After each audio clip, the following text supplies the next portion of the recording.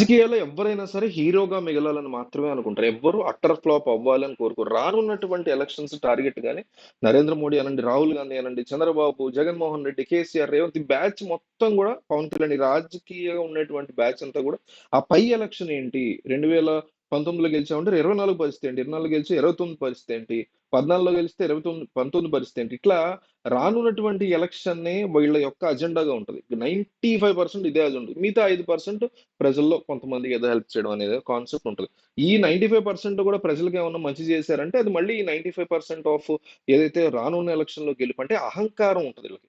జగన్ అయినా, చంద్రబాబు అయినా ఈ బ్యాచ్‌కి అందరికి ఏంటంటే పవన్ కళ్యాణ్ అయినా ఈ బ్యాచ్ అందరికి ఎనీ రాజకీయ నాయకుడికి ఆల్రెడీ అధికారాన్ని అనుభవించి ఉన్న వాళ్ళకి అమ్మో! ఇంత బావుంటది అధికారం. దాన్ని వదులుకోకూడదు. ప్రతి ఒక్కళ్ళతో సెల్యూట్లు కొట్టించుకోవడం, మనం గొప్ప అని చెప్పించుకోవడం. ఈ కాన్సెప్ట్ ఏదైతే ఉందో దీనికి అలవాటు పడిపోయి ఉంటారు. అందులోంచి బయటపడడానికి ఈళ్ళు ఇష్టపడరు. సో, ఇప్పుడు జగన్మోహన్ రెడ్డి తన ఏదైతే 2019 ఓటమి తర్వాత చంద్రబాబు నాయుడు తన టెన్యూర్‌ని స్టార్ట్ చేసుకుంటూ మళ్ళీ వచ్చి సీఎం అయ్యారో, అట్లాగే ఇప్పుడు జగన్మోహన్ రెడ్డి యొక్క టెన్యూర్ స్టార్ట్ అయింది. ఆయన అధికారంలోకి రావడమే 2029లో మెయిన్ అజెండాగా రకరకాల చర్యలు. దాంట్లో భాగంగా ఇప్పుడు ఢిల్లీలో ధర్నా చేస్తున్నారు. ఈ ఢిల్లీ ధర్నాకు సంబంధించి సక్సెస్ అవ్వాలంటే ఎట్లా? ఫెయిల్ అవ్వాలంటే ఎట్లా? జగన్మోహన్ రెడ్డి నిజానికి ఢిల్లీ వెళ్లి ధర్నా చేస్తోంది ఆంధ్రప్రదేశ్‌లో ఉన్నటువంటి ఎన్డీఏ ప్రభుత్వం మీద. ఎన్డీఏ ప్రభుత్వం చాలా అన్యాయం చేస్తోందని మళ్ళీ ఎళ్లి ఎన్డీఏ ప్రభుత్వానికే ఆయన వినతిస్తానంటున్నారు. అంటే వినతంటే ఇప్పుడు ప్రధానమంత్రి నరేంద్ర మోడీని లేకపోతే అమిత్ షా హోంమంత్రి అమిత్ షాని కలిసి వాళ్ళకి ఆంధ్రప్రదేశ్ జరుగుతున్న అంశాల గురించి తెలియజేస్తాను. ఆంధ్రప్రదేశ్ ప్రభుత్వంలో జరుగుతున్న దారుణాల గురించి తెలియజేస్తానని చెప్తున్నారు. కానీ వాళ్ళే భాగస్వాములు ఆంధ్రప్రదేశ్‌లో ఉన్నటువంటి ఏదైతే ఈ ఈ కూటమి ప్రభుత్వం ఉందో. సరే ఓవరాల్‌గా చూసుకుంటే ప్రైమ్ మినిస్టర్ బాధ్యతగా హోంమంత్రి బాధ్యతగా వాళ్ళైతే తీసుకోవాల్సి ఉంటుంది వినతిపత్రం. కానీ జగన్మోహన్ రెడ్డికి వీళ్ళు అపాయింట్‌మెంట్ ఇస్తారా? ఇవ్వరా? ఇవ్వకపోతే ఎలా హీరో అవ్వాలి? ఇస్తే ఎట్లాగా? ఎందుకంటే ఆంధ్రప్రదేశ్‌లో ఓ పక్క అసెంబ్లీ సమావేశాలు జరుగుతున్నాయి. మొన్నటి నుంచి కేవలం ఒక రోజు ఆయన వచ్చారు. ఆ తర్వాత ఢిల్లీ వెళ్ళిపోయారు. ఈ రోజు కూడా లేరు. రేపు కూడా రారు. సో, రేపే ఢిల్లీలో ధర్నా. బుధవారం నాడు 12 గంటలేమో అలా ఉంది టైము. సో, ఈ పరిస్థితులలో జగన్మోహన్ రెడ్డి అక్కడికి వెళ్లి ఏం చేస్తే ఆయన హీరో అవుతారు? ఎందుకంటే అనేక మందికి మేము పిలుపునిచ్చాం. వేరే వేరే పార్టీలు రమ్మన్నాం జంతర్ మంతర్ వద్దకని చెప్తున్నారు. బానే ఉంది. వస్తే సంతోషమే. కానీ పట్టుమని 10 మంది కూడా లేనటువంటి ఎంపీల కోసం, ఎంపీలు కూడా లేనటువంటి పార్టీ కోసం అంటే లోక్‌సభ ఎంపీలు. రాజ్యసభలో విడిగా ఒక కొంతమందున్నారు.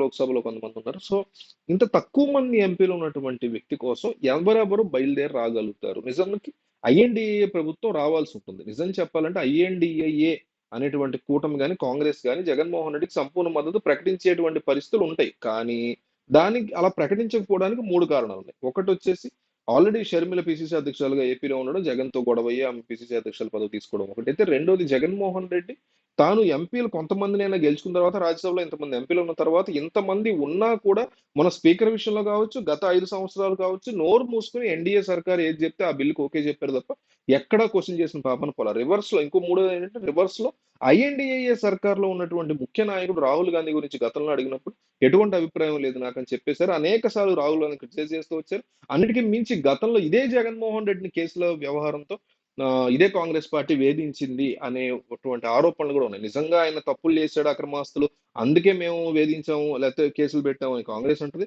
లేదు ఇదంతా అన్యాయం రాజశేఖర రెడ్డి కొడుకుగా ఆయన ఎక్కడ సీఎం అయిపోతాడో భయంతో పెట్టారు కాంగ్రెస్ వాళ్ళు అనేసి వైసీపీ పార్టీ సపోర్టర్లు అంటారు. సో ఈ 3 కారణాల వల్ల కూడా ఎట్టి పరిస్థితుల్లో ఐఎన్‌డీఏ దగ్గరికొచ్చే పరిస్థితి లేదు. కానీ సేమ్ టైమ్ చంద్రబాబు నాయుడు, పవన్ కళ్యాణ్ లాంటి వ్యక్తులతో సయోధ్య కుదుర్చుకుని ఏపీలో ఫస్ట్ టైమ్ 8 ఎమ్మెల్యే సీట్లు, కొన్ని ఎంపీ సీట్లు సాధించడమే కాకుండా వాళ్ళ సపోర్ట్‌తో నితీష్ కుమార్, చంద్రబాబు సపోర్ట్‌తో కేంద్రంలో మూడోసారి ప్రధానిగా వచ్చినటువంటి నరేంద్ర మోడీ, జగన్మోహన్ రెడ్డికి అపాయింట్‌మెంట్ ఇస్తే అసలు వాళ్ళ విలువేముంది? వాళ్ళని దేకినట్టు ఏమవుతది? వాళ్ళ పట్ల ఏమాత్రమైన రెస్పెక్ట్ ఉంటదా? కానీ ప్రైమ్ మినిస్టర్ హోదాలో, హోమ్ మినిస్టర్ హోదాలో తీసుకోవాలంటే నిజంగా ఏపీలో అంత కొంప మునిగిపోయేటువంటి పరిస్థితులున్నాయా? నిజంగా ఒక వైసీపీ చేసుకున్నటువంటి ఒక హత్యని వీళ్ళు ఈ రకంగా ప్రోపగండా చేస్తున్నారనేటువంటి ఆరోపణలు వాళ్ళ మీద ఉన్న క్రమంలో లేదు నిజంగానే ఇది టీడీపీ వాళ్ళే హత్య చేసినటువంటి ఆరోపణలు ఇట్లా 2 రకాల మాటలు వినిపిస్తున్న నేపథ్యంలో అవతల అంటే మీకు ఇక్కడ ఏపీలో జరుగుతున్నటువంటి అనేక రకాల హత్యాకాండలు, హింస గురించి వెళ్లి జగన్ చెప్తున్నారు కరెక్టే. కానీ మెయిన్‌గా తీసుకున్నటువంటి మోటో ఏంటి? ఆ రషీద్ సంథింగ్ ఆ ఇష్యూ కాబట్టి అది ఆల్రెడీ పొలిటికల్‌ది కాదు వ్యవహారం పర్సనల్‌ది అని పోలీసులు కూడా అంటే ఇదే హోమ్ మినిస్టర్ కిందకే కదా ఉంటారు పోలీసులు స్టేట్స్ లో కూడా. సో ఇదే హోమ్ మినిస్టర్ కింద ఉన్న పోలీసులు చెప్పాక కూడా దాన్ని యాక్సెప్ట్ చేస్తే వాళ్ళకి ఇబ్బంది అయ్యే పరిస్థితి ఉంది. పైగా ఎన్డీఏ ప్రభుత్వం ఏపీలో సరిగ్గా మీ ప్రభుత్వమే పనిచేయట్లేదు అనే దాన్ని వాళ్ళు యాక్సెప్ట్ చేసినట్టు ఉంటది. కాబట్టి వాళ్ళు అపాయింట్మెంట్ ఇచ్చే పరిస్థితి ఉండకపోవచ్చు. ఇస్తే మాత్రం డెఫినెట్లీ మంచి positive impact Jaganmohan Reddy definitely hero అవుతారు. అంటే ఈ as per this particular period ఈ టైంకి ఈ ఎపిసోడ్ వరకు హీరో అవుతారు. వాళ్ళు ఇవ్వలేదు. సరే నెక్స్ట్ రాహుల్ గాంధీతో గనక చేతులు కలపగలిగితే నేషనల్ మీడియా పరంగా నేషనల్ వీడ్ నేషనల్ వ్యాప్తంగా కూడా ఖచ్చితంగా జగన్మోహన్ రెడ్డి ఇంకా పెద్ద హీరో అయ్యే పరిస్థితి ఉంటుంది. ఎందుకంటే ఐఎన్డీఏలో ఆయన నేరుగా అడుగు పెట్టేసినట్టు అవుతుంది రాహుల్ గాంధీని కనుక కలిస్తే. కానీ ఆల్రెడీ ఉన్నటువంటి కేసుల అంశం కావచ్చు, అక్రమాస్తుల వ్యవహారం వల్ల కావచ్చు, వీళ్ళిద్దరు కలిసే పరిస్థితి లేకపోవచ్చు. సరే ఇటు రాహుల్ గాంధీ కూడా దగ్గరికి రాకుండా ఈయనే వెళ్లకుండా సరే నరేంద్ర మోడీ కూడా దగ్గరికి రానివ్వని పరిస్థితుల్లో ఏంటి నిజంగా ఇది గనక పరిస్థితి వస్తే లోకల్ గా ఉన్నటువంటి పార్టీ తృణమూల్ కాంగ్రెస్ తో కాస్తంత బెటర్ సంబంధాలు ఉన్నాయి. హేమంత్ సోరెన్ లాంటి వాళ్ళతో కాస్త బెటర్ సంబంధం ఇట్లా సంబంధాలు కాస్త బెటర్ గా ఉన్న వాళ్ళందరినీ గనక జంతర్ మంతర్ దగ్గర ఒక లెవెల్ ఆఫ్ పీపుల్ ని గనక రెడీ చేసుకోగలిగితే ఖచ్చితంగా భారీ ఎత్తున జగన్ ఢిల్లీలో హీరో అయ్యే పరిస్థితి ఉంటుంది. నేషనల్ మీడియా పరంగానే మినిమం అయ్యే పరిస్థితి ఉంటుంది. కానీ ఇక్కడ జనాన్ని పోగేసుకోవడం అంటే పార్టీలను పోగేసుకోవడం అనేది లెక్క. జనం దేవుంది కిరాయిస్తే ఢిల్లీ కూడా బుల్మ వస్తారు. అది కాదు పాయింట్.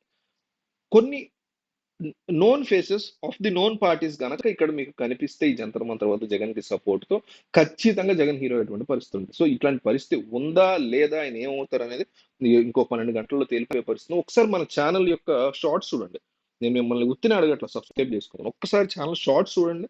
అందులో నేను రకరకాల ఇన్ఫర్మేషన్ బడ్జెట్ వస్తే బడ్జెట్ గురించి కొన్ని వీడియోలు పెట్టా, టీటీడీ గురించి పెట్టా, తిరుమల తిరుపతి దేవస్థానం, లేకపోతే మీ స్కూల్ సెలవులు ఇస్తే వెంటనే పెడుతున్నా, వర్షాల గురించి పెడుతున్నా, లేకపోతే ఇట్లా పాలసీలు తీసుకొచ్చినప్పుడు కానీ ట్యాక్స్ రిలేటెడ్ ఇష్యూస్ కానీ వాట్సాప్ అప్డేట్స్ ఇట్లా ఎన్నో రకాల ఇన్ఫర్మేషన్ నేను అక్కడ చాలా చాలా ఎక్కువగా పెడుతున్నా. కాబట్టి మీరు సబ్స్క్రైబ్ చేసుకునే ఉద్దేశం ఉంటే షార్ట్స్ మాత్రం చూడండి.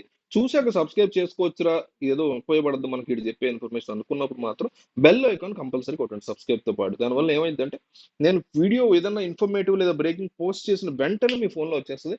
నేను మీకు ఛాలెంజ్ చేస్తున్నా మెయిన్ స్ట్రీమ్ మీడియా కంటే ఫాస్ట్ గా మన షార్ట్స్ ఉంటాయి. ఇది మాత్రం పక్క. సో ఒక్కసారి చెక్ చేయండి. మీకు నచ్చితేనే సబ్స్క్రైబ్ చేసుకోండి. కానీ దయచేసి ఒక్కసారి మన ఛానల్ షార్ట్స్ ఓపెన్ చేసి చూడండి.